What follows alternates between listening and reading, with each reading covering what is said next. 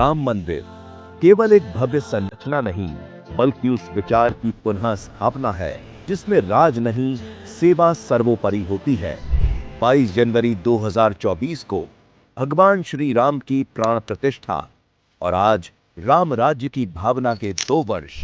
ये 2 साल केवल आस्था के नहीं, करुणा, कर्तव्य और कल्याण के रहे हैं। राम यानी जनता के सुख को सर्वोपरि रखना। प्रजा सुखत्वे चंद्रस्य। अगर भारत को साल 2047 तक विकसित बनाना है, अगर समाज को सामर्थ्यवान बनाना है, तो हमें अपने भीतर राम को जगाना होगा। और ये भाव केवल शब्द नहीं रहे, ये सेवा बनकर हर जरूरतमंद तक पहुंचे।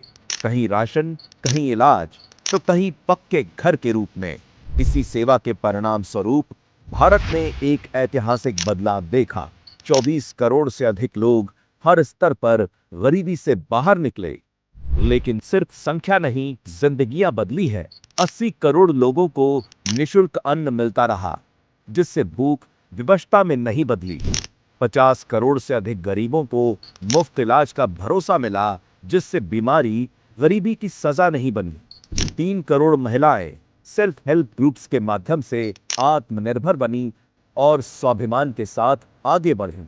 इसके साथ ही करोड़ों परिवारों को पहली बार पक्का घर मिला, नल से जल मिला और स्वच्छ जीवन का आधार मिला। राम से राज का अर्थ है राम राज बैठे त्रिलोका, हर्षित भये गए सब का। इसका अर्थ है सुशासन और जन कल्याण का राज। इसका अर्थ है सबका साथ, सबका विकास की भावना से शासन। राम से राष्ट्र का अर्थ है नहीं दरिद्र को दुखी न दीना, जहां कोई न गरीब हो ना कोई दुखी हो, जहां भारत गरीबी से मुक्त होकर आगे बढ़े।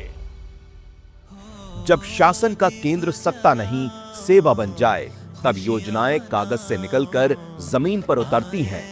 बदलाव शोर में नहीं, परिणामों में दिखता है। इसी निरंतरता से पहले राम मंदिर का निर्माण हुआ और अब इसी निरंतरता से भारत भी गरीबी से मुक्ति की दिशा में आगे बढ़ रहा है। राम राज्य के 2 साल किसी एक दिन की कहानी नहीं, बल्कि सेवा के जरिए देश के हर कोने तक पहुंचते बदलाव की तस्वीर है।